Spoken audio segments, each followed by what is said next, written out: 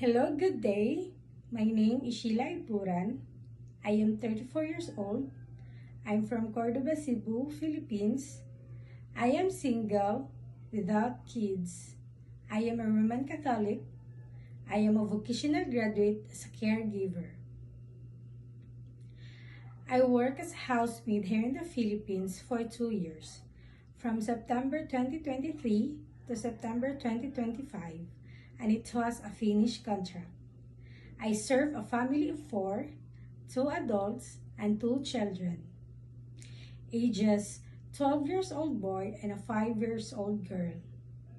My main duties are preparing food, taking care of children, washing dishes, washing clothes, general cleaning, cooking, marketing, vacuuming, car washing, and pet care.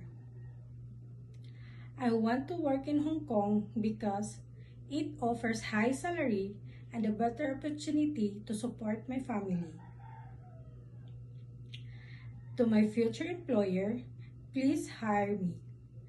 I will do my best to take good care of your family and finish my contract. I am responsible, honest, trustworthy, hardworking, and a respectful person. Hoping to work with you as soon as possible. Thank you and God bless to your family.